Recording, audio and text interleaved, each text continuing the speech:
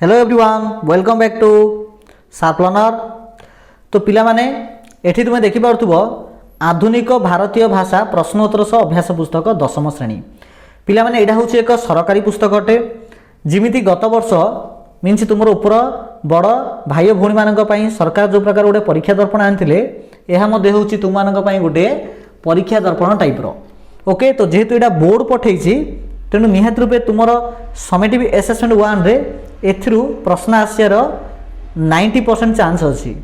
बुझीपार ए total जो साहित्य जो तुम 50 टी एमसीक्यू आसो से पिला माने एही बही रे पाखापाखि 228 टी प्रश्न देइछि। केतो देइछि 228 टी। तो आमे कोन करबा ए 228 टी प्रश्न को आमे 4 टी पार्ट रे माने आलोचना करबा। प्रत्येक पार्ट रे पाखापाखि 50 टी प्रश्न आसीबो। केते प्रश्न आसीबो ना 50 टी। बुझीपार तो यहाँ हूँ पार्ट 1 अटे। तो समस्ते निहात रूपे परवर्ती क्रमे यही वीडियो जब आसो बोले पर मु पार्ट 2 पार्ट 3 पार्ट 4 मतलब लिंक एठारे अवेलेबल कर देथिबे। आ प्रत्येक पार्ट रो वीडियो रे मु ए चारचाक वीडियो मु अपलोड माने चारचाक वीडियो रो लिंक मु अपलोड कर देथिबे। ओके, तो देख एटा हूँ सही सरकारी पुस्तक जहाँकि आमर अनुसूचित जनजाति और अनुसूचित जाति उन्नयन संख्यालघु संप्रदाय और पछवर्ग कल्याण विभाग तो आ द्वारा प्रदान कराई जहाँकि आम राज्य सरकार गोटे विभाग अटे। तो बहुत चांस अच्छे यही प्रश्न मध्य किसी आसबार। ओके, आधुनिक भारतीय भाषा प्रश्नोत्तर सह अभ्यास पुस्तिका दशम श्रेणी जहाँकि तुम एठा देखिपारुथबो। ओके, तो चलो स्टार्ट करिबा। देख एठा देख कौन करा जाइछि ना टर्म 1 पे किछि प्रश्न टर्म 2 ता सहित दीर्घ उत्तरमूलक प्रश्न मते एठा देइछि। ओके, तो देख एठारे टर्म 1 जोटा कि हमर समेटिव एसेसन 1 अटे। तो एथिरे पिला माने माने तमरो जो समेटिव एसेसन 1 पे जो सिलेबस अछि सब जारो आछि इमिति कि चैप्टर वाइज किछि अलगा करिनि। तो देखो एठारे 1 नंबर प्रश्न देला उत्कल जननी को चारु भाषामयी कवि सॉरी कही कवि कहार महत्व प्रतिपादन करछन्ती। एठी देखो चारटी ऑप्शन देला उत्कलीय कला स्थापितर ना ओडिया जातिर ना ओडिया भाषार ना उत्कलीय प्रकृतिर। कोन आंसर आसीबो? ओडिया भाषार आसीबो आंसर। ओके, उत्कल जननी शरीर को किए धौत करुछि? समुद्र धौत करुछि। उत्कल नदी कूलर समीरण किपरि? जलकणा युक्त। देन देखो पिला माने 4 नंबर प्रश्न उत्कलर वनभूमि किपरि? उत्कलर वनभूमि होउछि घंच। तरंग परी किए शोभाधारणा करिथिबा वंदे उत्कल जननी कवितारे कह जाइछि? कोन आंसर आसीबो? आंसर आसीबो घ नील पर्वतमाला। उत्कलर शस्य क्षेत्र काहा द्वारा सुशोभित? शालिधान। केउ मानक कुटीर द्वारा उत्कल भूमि पवित्र होइछि?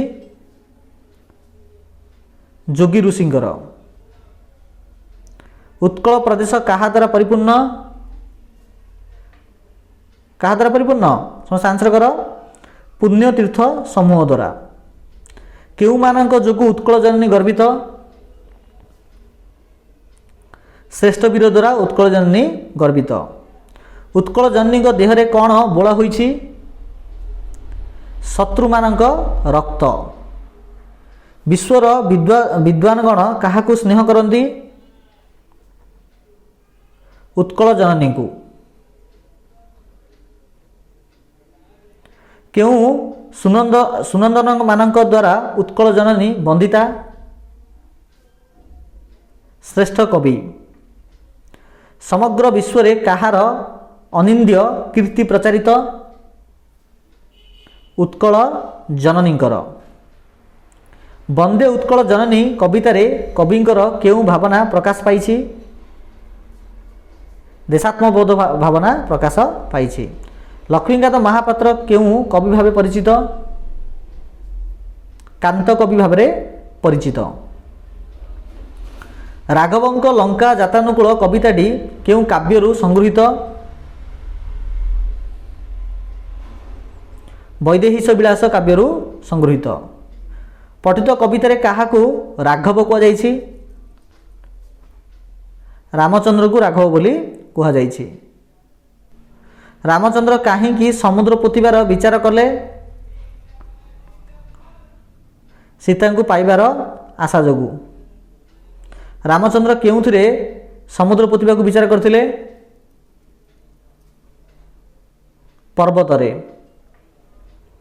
रामचंद्र विस्मय रे निश्वास छाड़िथिले काहीकि?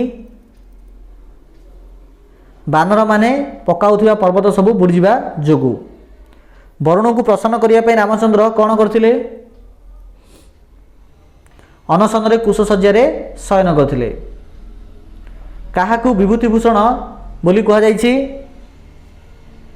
रामचंद्र को। रावण दूत भावे पठाइथिबा शुकसारण किए? रावणर दुई मंत्री। ओके, नेक्स्ट क्वेश्चन देखो। बड़ भाई पिता तुल्य बोली किए कहिछि? निजे रावण कहिछि। अंगद पितांकर शत्रु किए? रामचंद्र। अंगदर पितृव्य किए? सुग्रीव। शुकसारण केउं पथरे सागर अतिक्रम करथिले? आकाश पथरे। शुकसारण केउं रूपरे आकाश पथरे समुद्र पार होइथिले? बतक होई। शुकसारण काहाकू देवरिपु बोली कहिछन? देवरिपु रावण को कहिछन्ति। काहा भयरे शुकसारण लंका को पलायन करथिले? अंगद और विभीषण भयंकर माने उभयंकर डर रे पळिथिले। रावण कौन कले विभीषण लंका फेरिबे बोली शुकसारण को कहिथिले? सीता को समर्पण कले। किए बड़ कूल रे जन्म होइथिबा रावण कहिछि? विभीषण। धर्म बलरू काहाठारू रक्षा पाइथिबा शुकसारण रावण को कहिसंती? अंगदଙ୍କ ठारू। एक शंखर परिमाण केते? 1 लाख कोटी। रावण मंदहास करिथिला काहीकि? रामचंद्र को पराक्रमहीन भाविबारु। रावण को किए देवरिपु भावे संबोधन करथिले? शुकसारण। अंगदर शक्त चापड़ा बाजी थिले विंध्य पर्वतर अवस्था कौन होइथांता? चूर्ण होइथांता। रावण काहाकू पराक्रमहीन भाविथिला?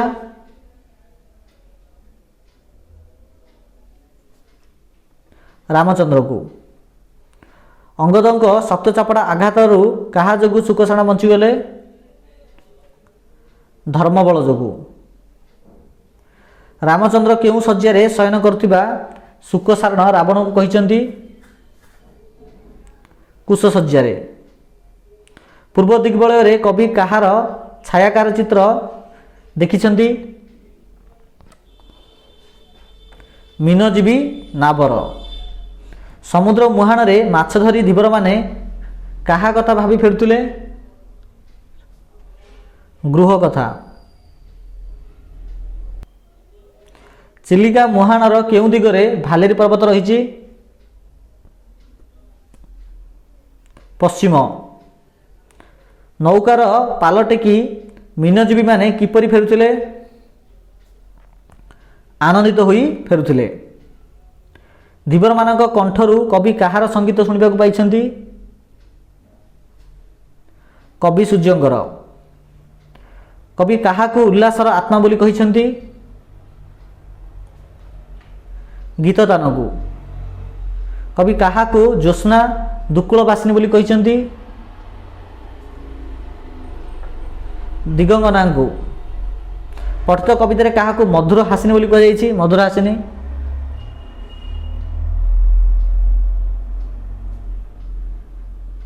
दिगंगना को। कवि सूर्यंक संगीतर गलाणी तो गला कथारे संगात पंक्ति कविंक मनरे कौन जन्माइछि बा कौन सृष्टि करछि ना भावांतर सृष्टि करिछि।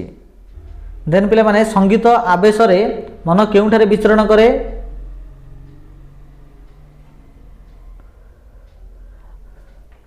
अतीन्द्रिय देश रे विचरण करे। तो पिला माने आजिर एही वीडियो रे एतिकी थाउ। 51 नंबर प्रश्न रु अप टू 100 नंबर प्रश्न पर्यंत आम पार्ट 2 रे देखा ए प्रकार निहत रूपे 4टा पार्ट आम या एंड करवा। तो गोटे पार्ट है आ 3टा पार्ट निहत रूपे आसो। तो समस्ते निहत रूपे समस्त पार्ट को देख आउ किछि सीख। ओके तो अधिक अपडेट पे निहत रूपे हमर ऑफिशियल टेलीग्राम ग्रुप एवं व्हाट्सएप ग्रुप जार लिंक यही वीडियो डिस्क्रिप्शन बॉक्स रे अछि। तो समस्ते क्लिक करी जॉइन हुओ। ओके जहाँ तुम रेगुलर अपडेट तुम्हें पाई परिबो। या सहित हमर ऑफिशियल फेसबुक पेज एवं इंस्टाग्राम पेज अछि ताको मते फॉलो कर रखि दो। तो पिला माने निहत वीडियो बहुत मते शेयर कर निजर समस्त संग साथी पाखरे काइन एटा हो जोटे ऑफिशियल प्रश्नपत्र अटे। तो निहत रूपे एथुर संभावना अछि बहुत सारा प्रश्न आसीबार। ओके तो धन्यवाद।